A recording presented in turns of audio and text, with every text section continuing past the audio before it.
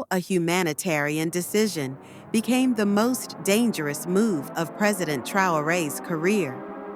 The day began with a golden sunrise spilling through the crystal windows of the presidential palace, but tension quickly shattered the peace. Finance Minister Urago stormed through the grand mahogany doors, visibly shaken despite the building's cool interior. Clutched in his hands was an encrypted message marked with Ukrainian diplomatic seals. "Mr. President," he panted, voice tight with fear. "Ukraine is asking for something that could put us in danger. They want to use our trade networks to bypass Russian sanctions." President Ibrahim Traoré set his coffee cup down with a quiet clink, sensing the weight of the moment. Outside, Ouagadougou stirred with the sounds of daily life, vendors calling out, children laughing, but inside the palace, everything felt suddenly fragile. "Show me," he said calmly. Urago laid out the documents.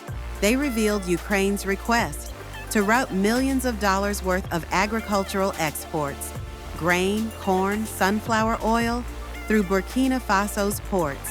The goods would be rebranded as African and sent to international markets, sidestepping Russia's blockade.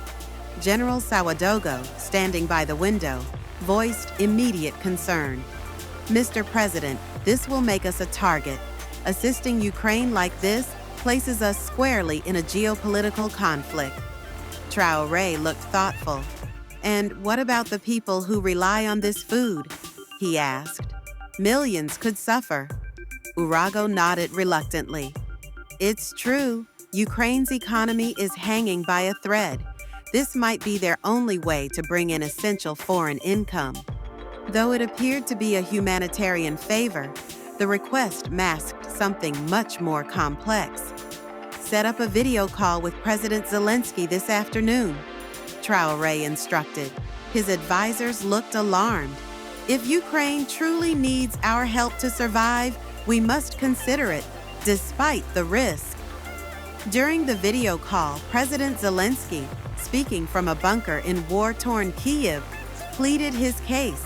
With dark circles under his eyes, he showed images of destroyed silos and starving families. "Russia is trying to starve us into surrender," he said. "If we don't find alternative trade routes, millions will suffer." Despite strong opposition from his cabinet, Traoré made a bold decision. Burkina Faso will assist, quietly and strategically. For 3 months, the covert operation worked smoothly. Ukrainian cargo reached West African ports, where it was relabeled and shipped onward. The world believed it was African produce, until the day new intelligence shattered the illusion. "Mr. President," Urago said grimly during a secure meeting, "we've intercepted satellite data. Some of the containers contain more than just food. There are strange security patterns and traces of radiation." Traoré froze. "What kind of material?" "Depleted uranium," Urago replied. "Some of these are weapon-grade shipments, hidden among the grain." General Ouagadougou slammed his fist on the table.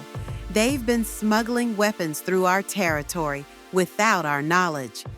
The realization hit hard. Burkina Faso hadn't just helped feed Ukraine. They'd been drawn into an international arms smuggling operation. "Where are these weapons going?" Traoré demanded. "Some to allies," said Urago, "but other destinations are unknown, possibly West Africa and the Middle East." In an emergency call with Kyiv, Traoré confronted Ukrainian officials.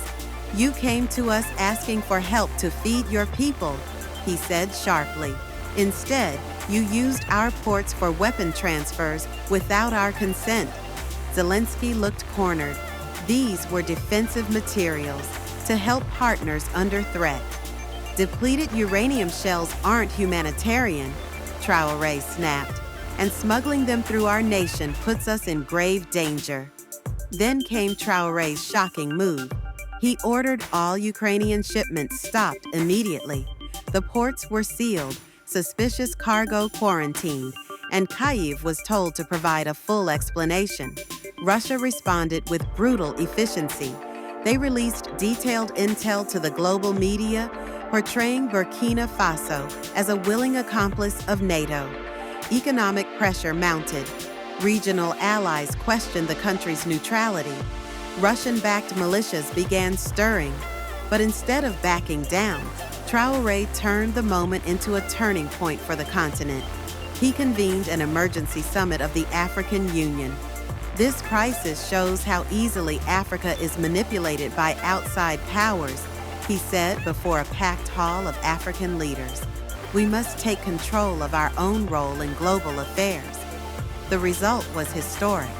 The creation of the African Neutrality Protocol, a framework to govern how foreign goods, especially military-related, could be transported through African nations. 6 months later, a new system of independent verification was in place across the continent.